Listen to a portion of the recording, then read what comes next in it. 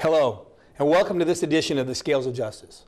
I'm District Attorney Tim Cruz, and I am the District Attorney of Plymouth County. Joining me today are my special guests, Assistant District Attorney Kristen Stone and Massachusetts State Police Trooper Frank Driscoll. Kristen Stone is an Assistant District Attorney who's been with my office for the last 11 years. She currently prosecutes all types of cases in Brockton Superior Court and is our point person in the office for computer-related issues and prosecutions. She regularly goes into the schools and speaks with middle and high school age kids and talks about CyberSense, how to use their digital devices and services safely. Kristen also speaks to adults and parent groups in the community about the same issues, focusing on keeping our kids safe. Frank Driscoll is a trooper with the Massachusetts State Police. He's currently assigned to the Plymouth County District Attorney's Detective Unit. His duties include, but are not limited to, the investigation of various major crimes, including homicides, rapes, and other violent crimes. In addition, he also investigates crimes involving the use of computers. Frank is an active member of the HTCI, the High Technology Crime Investigation Association, which is an international association whose membership includes corporate security specialists and federal and local law enforcement officers concentrating in the area of high technology crime. An overview of the episode today is going to be Internet and the social media. Today's topic is the Internet. The Internet is involved in every facet of our lives. It has evolved immensely since its first use by the general public in the early 70s. Every generation is online, and it's something that we all use on a daily basis. On today's show, we're going to discuss the benefits of using the Internet and social media sites, as well as discuss the dangers and pitfalls to keep ourselves and our loved ones safe from harm. So now we're going to ask a couple of questions. I want to just welcome Frank and Kristen again. And just throw the first question out, if I could, to Kristen. How do we benefit from using the Internet? Well, as you've already mentioned, it's clearly involved in almost every facet of our lives these days, and it has evolved immensely since its first use. And the benefits are known and taken advantage by across the generations. We have the elder population making use of the Internet now, as well as preschool age kids. It's used in e-commerce, in the gathering and sharing of information, and of course, sort of the big one, which is communicating socially. So whether people are using it for online dating, whether kids are using it for gaming, or just connecting with friends and families, it's being used all across the board, all across the ages. Right, I think that's really important for people to understand that, is we all know that we're all dealing with these same issues, and that's why it's so great to have you guys here today. Really, what are the benefits, though, of using the Internet and the social media sites? Well, the big one is the ability to instantaneously share information to either a limited audience or an unlimited audience. Whether it is, family using the Internet to post a picture and share the announcement with, distant grandparents of a new baby, or it's law enforcement tweeting out an Amber Alert to help find a lost child. So you can make it as limited of an audience or as expansive an audience to really reach that group, that target group, instantaneously. Well, it's such a great educational tool for everybody. But also with these great educational tools, unfortunately, sometimes there are dangers with using the Internet and also the same social media sites. Can you help us describe what some of those issues are? Sure. By and large, the biggest danger is that you can't really be sure who you're communicating with behind a keyboard. So people have many identities that use the Internet. They make up identities, and there's no way to really confirm who you're speaking with online. And unfortunately, for kids who agree to meet someone that they've met online, that could be too late for them to realize who it really was that they were speaking to. Alternatively, some sites and apps purposely market the fact that they're anonymous, and that allows people to behave in a way that either they shouldn't or wouldn't if they felt that they could be identified. Right, and I think that that's the big thing lots of times when we use Frank and the state police, is that anonymity is the key out there for lots of people, thinking they get away with things that they may say, that they may talk about, or may threaten people, or may have individuals go after our kids. That's correct, yeah.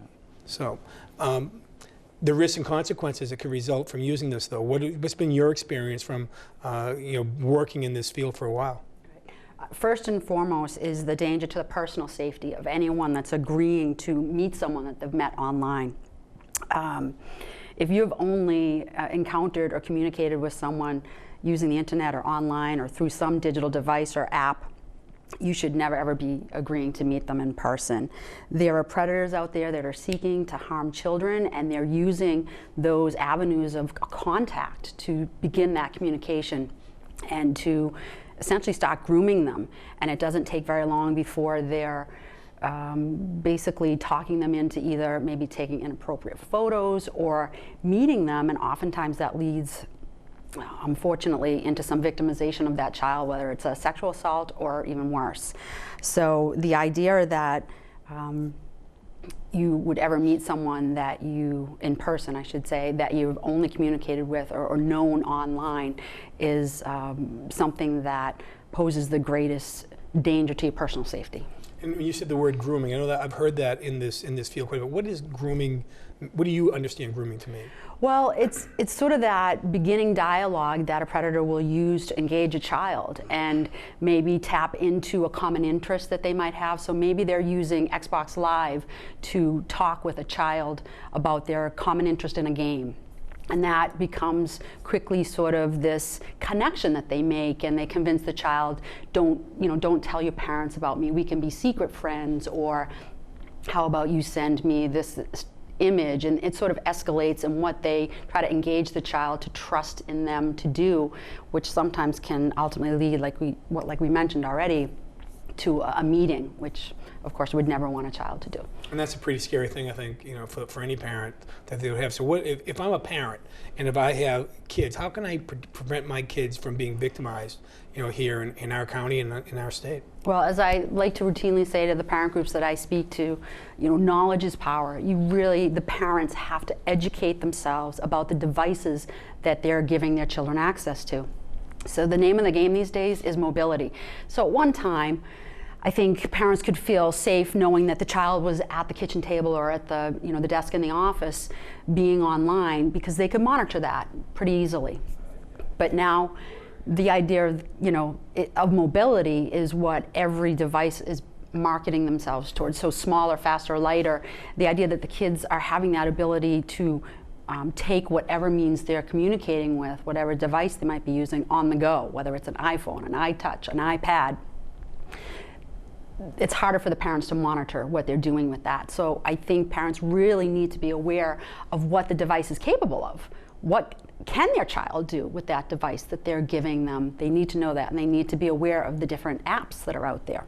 Frank, one of the more popular devices that Chris has said is the iTouch. Can you explain how that is and how that works? Correct. So the iTouch nowadays, it's basically an iPhone that doesn't make phone calls. So if you have access to the internet, you can do everything that an iPhone can do. You can do web browsing. You can take pictures with it. Obviously, it has a camera as well. You can take pictures. You can web browse. You can download apps. You can play video games on it. The newer versions, the newer generations also have FaceTime, so you can talk to somebody and see them at the same time. So again, some of that goes back to those images. So if the parents aren't aware of what these devices can do, and they think little Johnny or little Sally's up in the bedroom with their iPod playing, a Candy Crush or something, but they can show images or they can receive images because they have access to the internet. So that's where the parents really need to be aware of what these devices can do. You can have Xbox gaming where you can text, like Kristen mentioned, you can text within the game. You have headphones where they can also talk to these people. And again, all they know is a screen name in many instances. And correct me if I'm wrong, but you go to the schools also with Kristen when she goes and puts on her presentation, not just for the kids, for the parents. And you find that most parents don't really have an understanding of really how these phones or the iTouches or things work, and really how much people can get out of our kids for those things. Right, and most of the parents, the first comment is, my kids are so much better at this stuff than I am. And again, like I think Kristen said, like these apps and stuff, they're changing all the time. Parents can't keep up with it. So unless you're constantly talking to your child or being aware of what your child's doing on these devices, you got to stay up to date as a parent. You can't just, it's almost like letting your 7-year-old go to a worldwide mall. They can go see and do things that you can't even imagine. And you need to be aware of that stuff. It would be just like dropping them off at a real mall. You wouldn't do it. Or at least you'd want to know where they're going, what they're going to see, going to do, who they're going to be with. The internet's a worldwide mall, so it has the same risks involved. Yeah, what should parents discuss with their kids in order to try to help them stay safe? Well, I think as we've sort of tried to hammer home already here, they should reinforce and tell their children that they should never, ever be agreeing to meet someone that they have sort of met online. They should never be meeting them in person. They should only allow people that they personally know to be friends, if it's a Facebook scenario we're talking about, or to follow them if there's someone that has a Twitter page. That I like to tell the kids in the schools that you should at least be able to conjure up an image of who that person is if they're asking you to accept their friend request or they're asking to follow you. That you should at least, maybe you're not best friends with them, you don't hang around with them routinely, but they are someone that you can at least picture and perhaps, allow to be your, follow you or you accept that friend request. But if you don't know who that person is, you should not be accepting that friend request or allowing them to follow you. And if you're in any sort of a group chat scenario or an app that allows sort of a group chat, you should know all the members of that group. You shouldn't just be joining that and engaging in that just because you're best friends in it. You should really make sure that you're familiar with all the members of that group before you start giving that kind of information or access to yourself out there. Frank, you also are involved in a lot of the data that's embedded in in the computers and in that cyber world. Can you explain the metadata to us? Correct. So what happens is, like with an iPhone or an iTouch, the child or whoever it is will take a picture of themselves or something with the device. And all the devices nowadays, not just the phones, but even the digital cameras also do it. They'll put metadata into the image, which basically is like the camera, the frame rate, but more importantly, it's the longitude and latitude of where this picture was taken. So that instantly tells people where that photo was taken. So if a child takes a picture and then uploads it in a short period of time, a person on the other end of that receiving can say, oh, well, they uploaded this 5 minutes ago. You put in the longitude, latitude in Google Maps, boom, you know where that kid is. And it doesn't take any type of expert to get the longitude and latitude out of these images. It's, it's a right click, look at the image, and it provides that information. In addition, a lot of the new apps, they do it for you. So if you're in a certain app, it'll put Google Maps right there, right next to the image and say, this is where this person is now.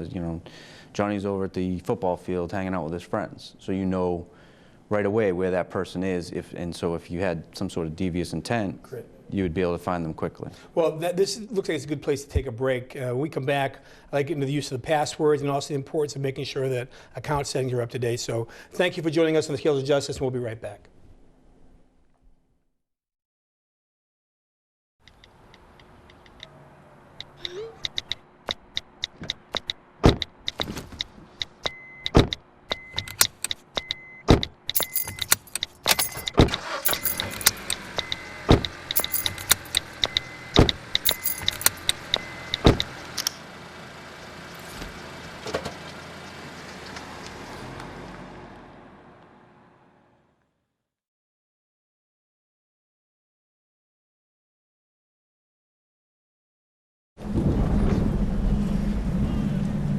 He's on his way. He doesn't even know that we're here.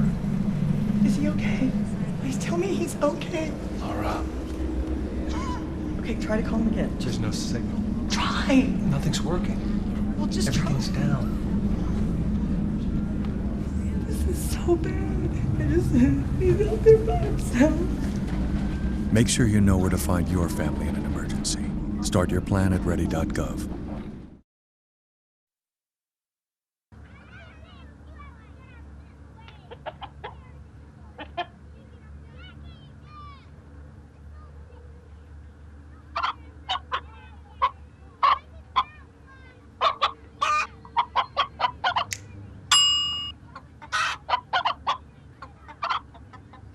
Separate raw meats from other foods by using different cutting boards. 3,000 Americans will die from food poisoning this year. Keep your family safer. Check your steps at foodsafety.gov. Welcome back to the Scales of Justice.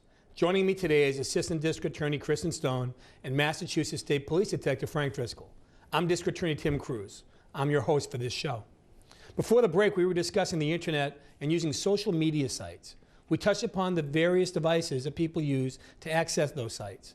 I'd like now to discuss further what people can do to protect their information.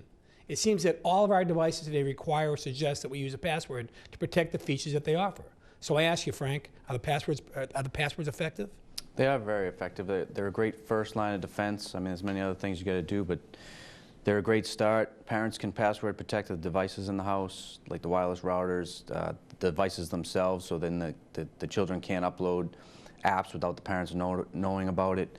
The thing with parents is they should also always tell their kids not to share their password with anyone except for the parents. That way the parents can check the devices if they have to. But if the kids provide the password to someone else, say in school, then they could assume that child's identity, maybe do something inappropriate at school under the other child's name, and it, you know, to alleviate that, it's best not to share the passwords with them. And I think one of the things that you and Kristen talk about in schools is that kids should think of their password like a key to the house. Absolutely. That if you have the key to the house, you're not just going to give it to your friends so they go around and open your door whenever they want. Password can get you into that same sort of issue, so people should protect their passwords. That's correct, yeah. Right before the break, we were talking just a little bit about the differences between geo-tracking and geotagging. Can you explain that for me? Well, the geo-tracking is using the GPS, the GPS part of the device to figure out where the device is or where the person is. The geotagging is just putting that data into that image or whatever it is. Like the geo-tracking would be something similar to like, where's my iPhone, or where's my iDevice, or whatever it is. So that figures out, using the GPS capabilities of the device, can track the device. The geotagging puts it into like an image or something like that and says, okay, this is where this image was or is, where the device is right now currently. And if I could just follow up a little bit on that whole concept of the metadata being embedded in the image, I like to reinforce when I speak to the student groups that that's particularly a good reason not to be communicating with someone and tell them that you're alone.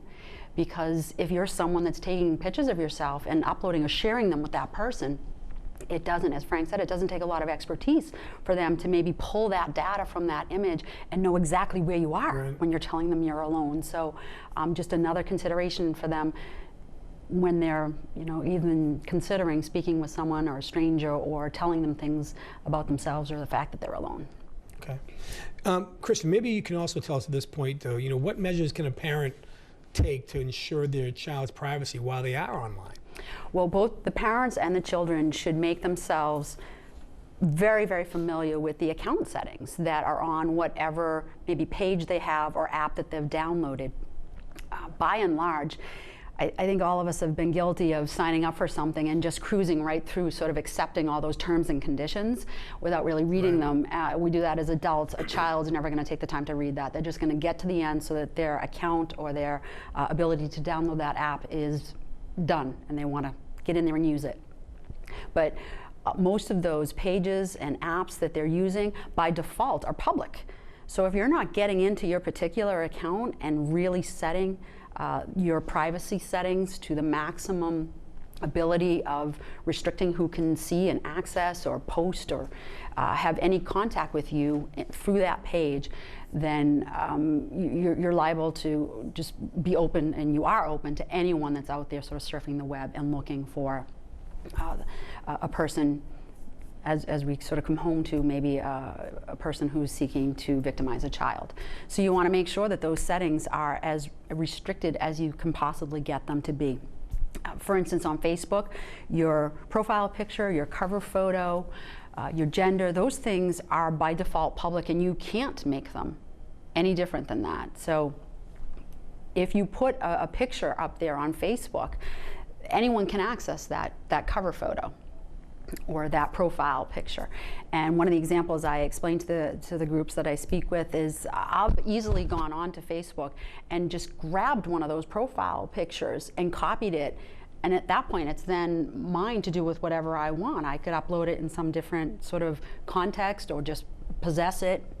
Or if I'm a predator, I might pull out information, even if it's not metadata, information that can get me access or closer to maybe a child. For instance, there's a picture of these two little cheerleaders, and they have right across their middle the town they cheerlead for. So if I'm, as you mentioned, someone with a devious mind, I look at that and I immediately have some information just from a profile picture that these little girls are cheerleaders, and I know what town they cheerlead for. Very easy to go on that town's football website, youth football website, and see where the next game is, what time it is. Right. And now I'm one step closer to those children, and maybe the picture is tagged, and now I know the little girl's name. I don't think that was the intention of someone putting that profile picture, but there's a lot of information someone who's motivated to do someone harm can get out of it. I think it's important for parents to understand that back when we were all growing up, predators would be behind the school or be in the woods, and now they can be in your home through the internet. And that's why it's so important for our kids to be on top of this stuff. You know, what are some of the future dangers that kids could face by posting information on the internet? Well, I mean, nowadays you get, if they put something out there and if they want to go into a certain career path 10 years from now, something they posted, that text and postings kind of lose the humor.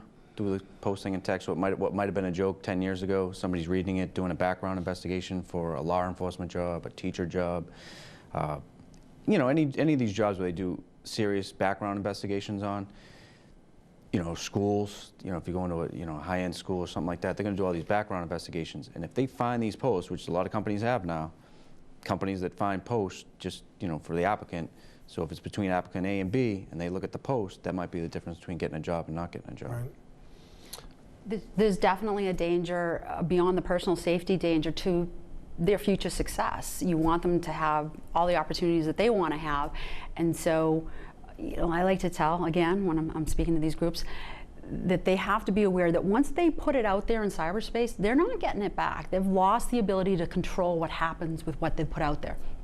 It may temporarily be taken down, a page might temporarily be taken down, an image might temporarily be taken down, but you can never quite ensure that that's the end of it. Someone might repost it at a later time, have their own copy of that. You lose the ability to control what happens with that information once you put it out there.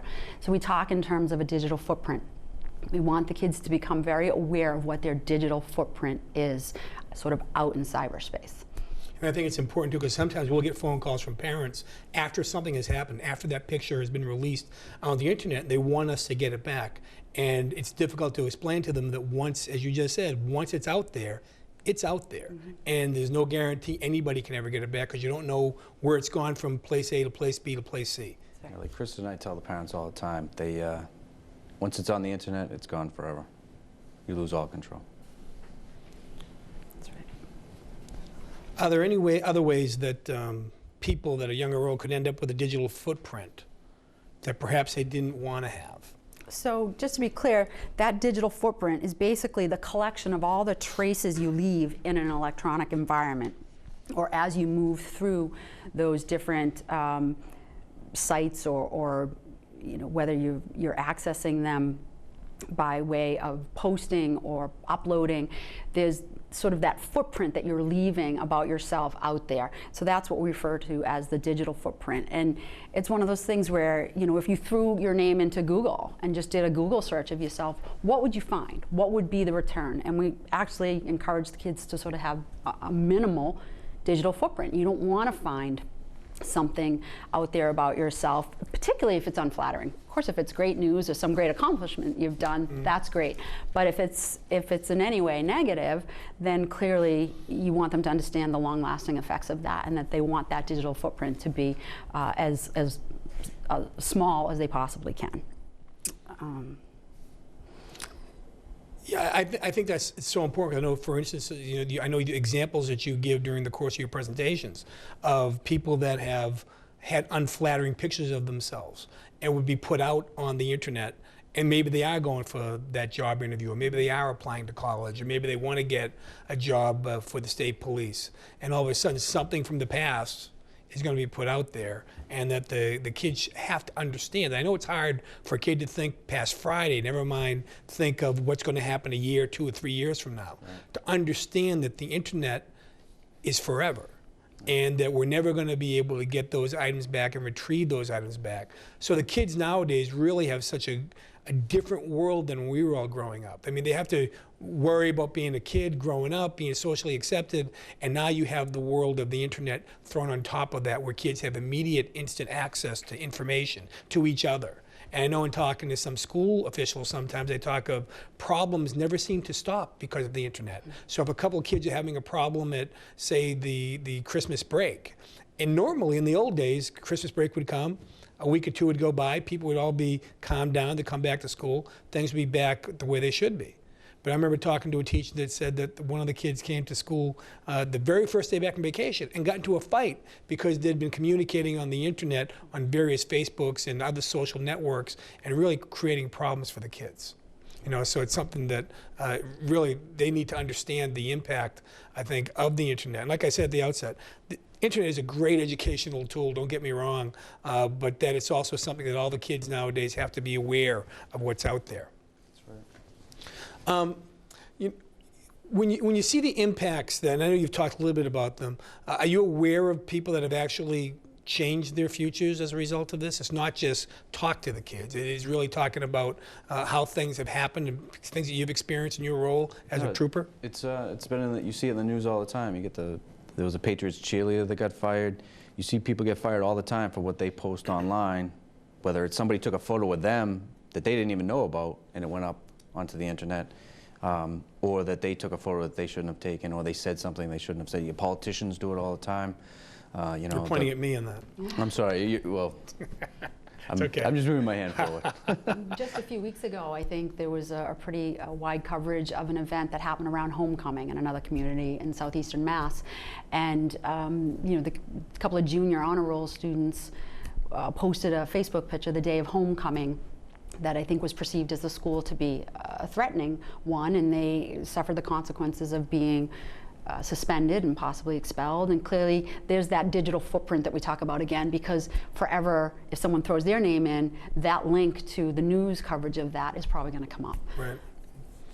Well, that's great. This has been a great discussion, and that really concludes, you know, this episode of the Scales of Justice.